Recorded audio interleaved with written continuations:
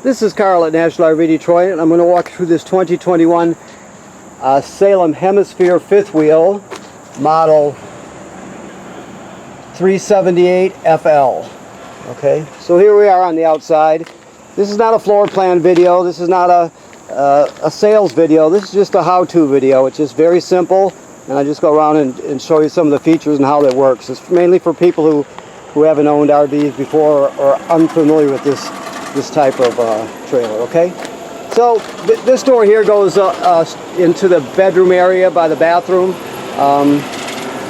Also, you can go up to the loft on this one, as you can see right there. Okay, now this trailer has a ground control self-leveling system, ground control 3.0. So I'll show you how that operates too as we move forward. There's going to be two different controls for it. One at the front that's really a basic control, and then if you go inside to the touch panel, it has a more complex or more options anyway. Okay. All right. So also you've got a power awning with LED. You can hook up a TV here. Okay. Let me see if I can reach it here.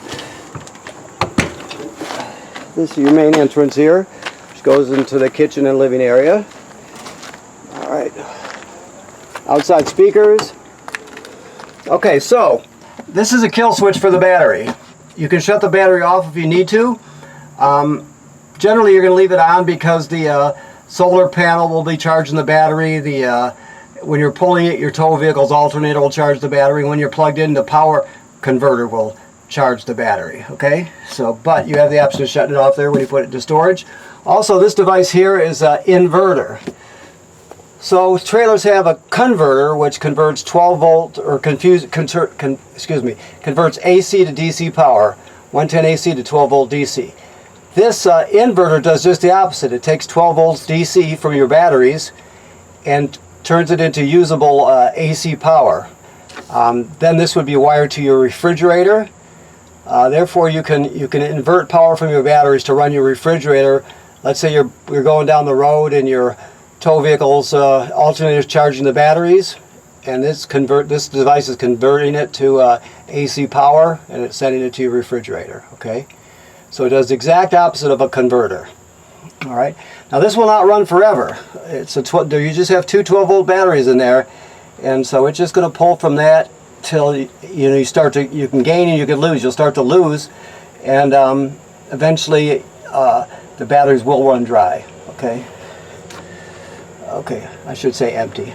All right. So anyway, there's a crank hanging over there, as you can see. Plus, you get your flush. All right. So these are your batteries here. 27 series batteries, deep cycle marine RV batteries. This is telling you that your batteries are at 13.7, which is excellent.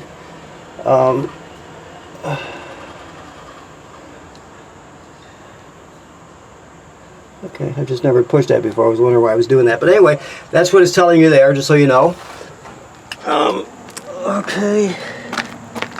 So this is your ground or your leveling system. This is the more basic panel. So what you do is you push both these buttons up and down at the same time to turn it on. That turns green right there, if you can see that. So you can auto level by pushing it that way. You just go ahead and push the button and level the trailer. Now when you're getting ready to leave, you would push hitch height. Hitch height is the last position it was at before you auto leveled. Remember, it's the last position. So it will put the fifth wheel back in the same position you were in when you unhitched from your tow vehicle. Okay? Retract all is just that. It retracts them all, even the front ones, so it'll nosedive. Keep that in mind. People don't use that much. Generally, you're using auto level and hitch height. Now, when we get inside, I'll show you there's a more detailed way to do this. When you look at the touch panel, it gives you all kinds of other options to use it manually and different things like that. So I'll show you that when we get inside. Okay. So what have we here? We got propane here. There we go. Two 30-pound LP tanks. This is an automatic changeover regulator there. This is not a selector, this is a meter. It'll just show you, if it shows you green, there's LP in the tank, red there's not. You point the indicator at the tank you want to check and it'll tell you whether it's got gas in it or not. Okay, but when you use this, you open both of them because it will automatically drain one tank, then go to the next. Okay, so here we are looking in the basement from the other side. This is your water hookup here. So you got a city water connection. That's the most common way to get water to the trailer. If you don't have city water, you can use the freshwater connection. This fills the this fills the fresh water tank, and you can then you can use the onboard pump to pump water right out of the tank when you're at a campsite that does not have plumbing on the campsite. So, okay, this is your bypass for your hot water for winterizing right here, and this is a black tank flush up here. So after you dump your black tank, you can leave the valve open, hook a hose up to that, and flush out your tank and clean it out. You got your fresh water drain right down here, if you can see it right there. Okay, your water heater on the outside. The controls are on the inside, except, let me just take this right off. Keep in mind that there is a switch right here, a rocker on and off, and it controls the electric heating element that's behind this cover. So remember that switch is there. Also, there are switches inside. Remember, never run this without water in the tank. And this is where it drains. It takes an 1 1/16 socket, 6-point socket. So that's where you would drain it right there. Okay?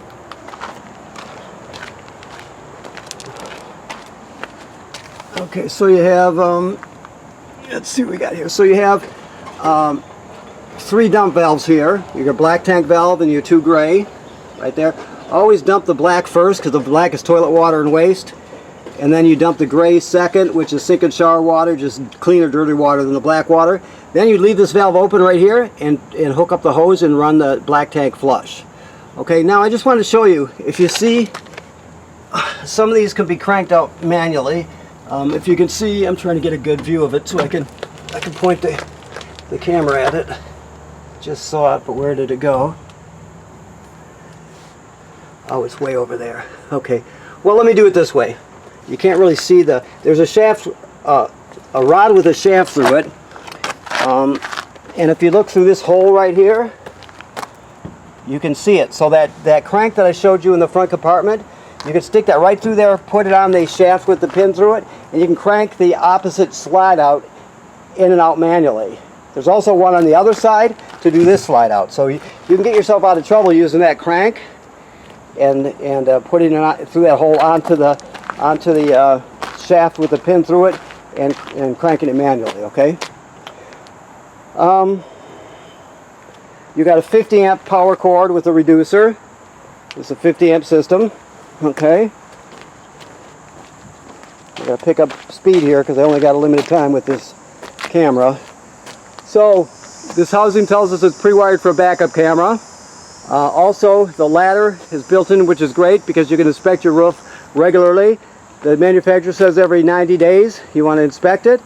So every 3 months you want somebody to go up there. Be very careful, of course, and look at all the sealant on the roof. Make sure and also make sure there's no, tree damage by low branches to the roofing material or to the vent covers or anything like that. You're just going to give it a good inspection.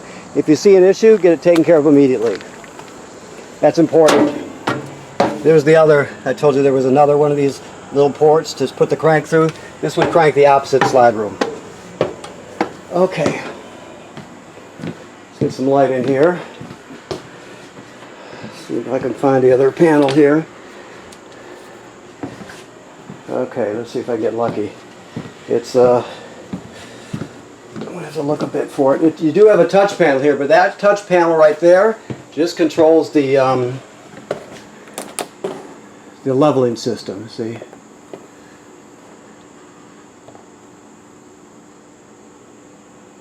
Come on now, there we go. So I'll show you this while here. You have auto level, auto hitch, just like you do outside. Plus you can scroll through this menu and do auto retract, manual mode. You can operate them all separately.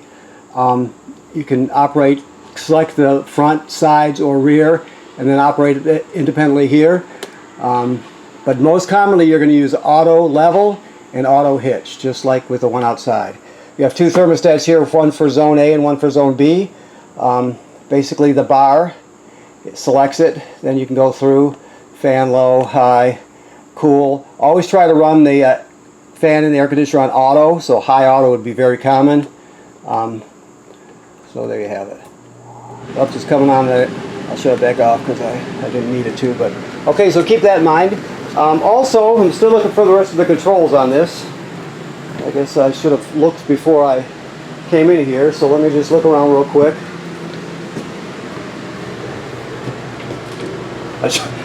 I'll eventually stumble on them somewhere. That's strange. I would expect it was going to be right there. Okay, well, I'll find it eventually, all right? So I mentioned outside there was an inverter that inverts power, converts 12 volt DC to 110 AC. Well, this here is the converter. It does just the opposite. So you start off with 110 AC just like you would at home. There's household circuit breakers like you'd see at home. They're all labeled, right? That's 110 AC. Then the power is converted to 12 volt DC. Over here you see 12 volt fuses, and also they're labeled. And that's where the 12 volt power comes from. Also, if these blow, they'll light up and you'll be able to see them glowing through this tinted plastic here. Also, if you're plugged in, this is a battery tender. It'll always keep your batteries up front charged. So whenever you're plugged in, it's just maintaining your batteries up front. That is the converter. Okay, this right here is your carbon monoxide LP gas detector. If it goes off, you take everybody outside, leave the door open, shut the gas off at the front and figure out what's going on, okay? It should always be green like that. If it's not, get it serviced. Okay. Alright, so while we're in the kitchen, this is obviously your refrigerator. It's one of the thing that's inverted. Remember I told you about the inverter up in the front compartment. This is where the electricity comes from or that's where the 12 volt is converted to 110 AC to run this refrigerator when you're pulling it down the road. Okay, hopefully I said that right. Your oven and your range top are pretty much work like any other one. You've got a sparker right here. I don't know if he's got the gas on or not. Let's see. Yeah. So right there you see you just turn it on. 3 burners, 3 knobs. Then you got the oven knob here. Now the oven, it has a pilot light that's all the way to the back on the bottom there. I can try and spark it so you can see it. You can't always see it. But yeah, the deal is you put it towards the flame, which means pilot light. You depress it, keep it held in while you're doing this, spark it with the other hand till the pilot light lights. After the pilot light lights, you still hold this in for another 10 seconds or so. Heat it up, then you go to operating temperature. But when you shut it off, the flame goes out obviously, but so does the pilot light. So you have to relight the pilot light each time you use the oven. Alright, this is your range hood. Okay, your microwave works like any other microwave. Okay, I'm still looking for these are your remotes here, just so you know. This is a fireplace remote here, this is your sound remote here, and this is your TV remote right there. Alright, see if I can get lucky and find the control panel. Let's look up here. I think I'm going the wrong way, but we'll do this anyway. Alright, so the fireplace that... let me go get the remote so you can see it. Alright.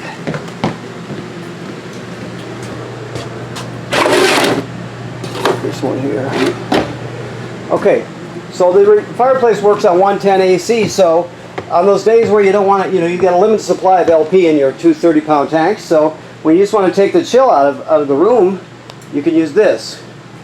It works on AC power. Now, you can change the appearance of the flame. You can see it right there. It's getting more blue. Okay. You can change the color period, which is kind of different. It has a timer on it, so you can set it to turn on 15-20 minutes before you get up in the morning. You can have it turn on automatically and take the chill out of the room. Also, there's a fan in here. Right now it's on low, but low, I don't know if you can see that about, and then high, that's the fan speed, right?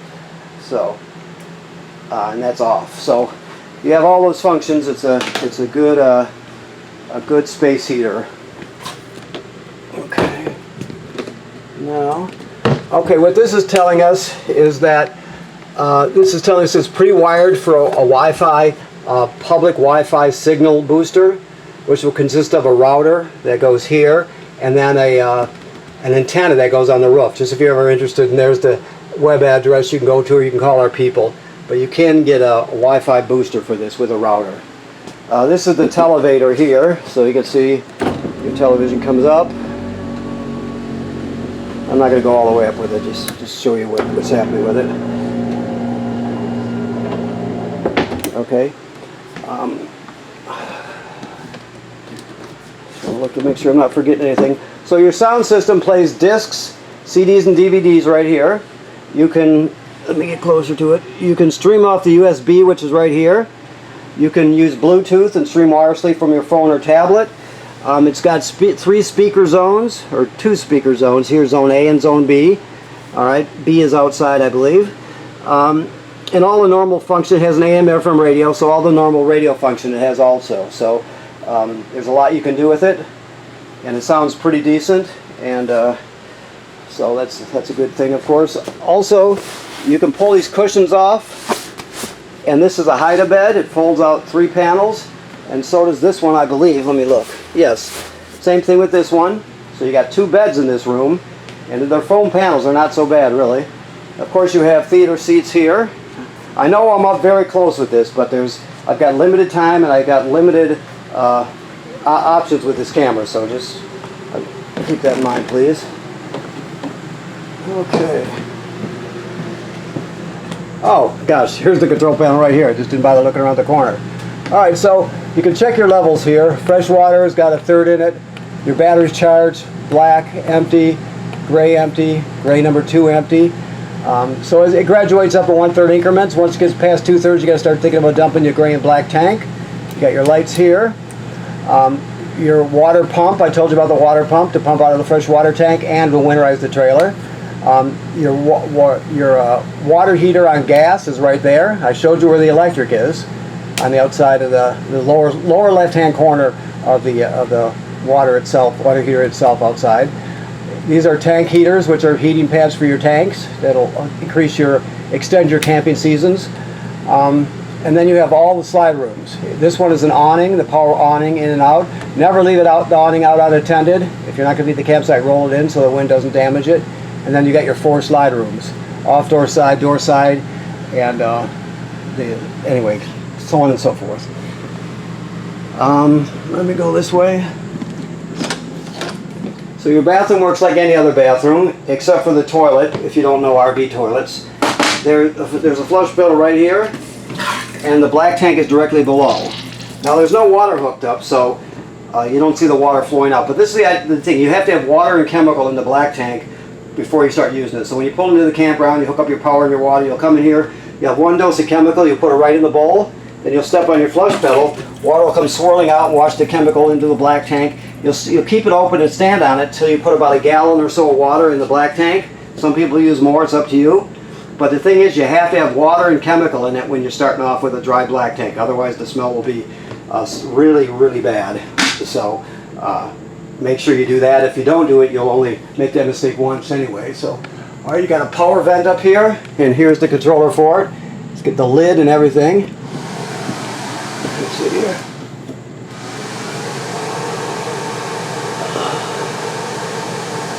Okay. Also, I'm looking to see while I'm doing this, what else we have here. Yeah, that basically covers it for the bathroom. Make sure you run with the vent. Make sure you always run it when you use the shower, because you want to pull the humidity out. These things are built really tight these days. You don't want to let humidity build up anyway. So now there's 5 slide rooms.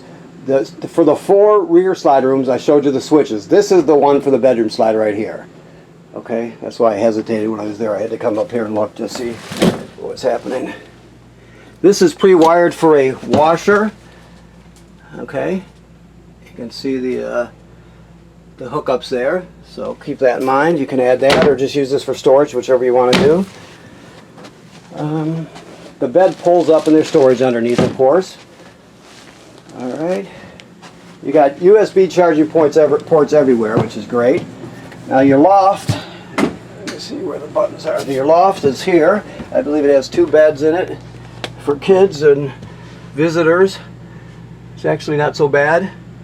It's you know, you don't want to wake up in the middle of the night and stand up, but it's definitely good. Kids love it anyway, so it's good. It's good for kids and grandkids.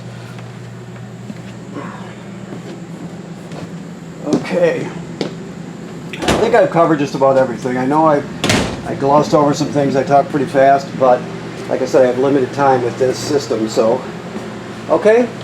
So I want to thank you for purchasing your trailer here at National RV Detroit. And please remember what I said about inspecting the roof every 90 days. You don't want any water to get in the trailer to damage anything, so you make sure you inspect it regularly. And when the time comes to touch up the sealant, you do that. Don't get sealant from a hardware store. Go to an RV place and get the right stuff. And also check for branch damage, tree damage, road debris. Flip it up onto the roof. Make sure there's no tears in the roofing material and no vent covers got damaged, that sort of thing. Okay? Thank you very much.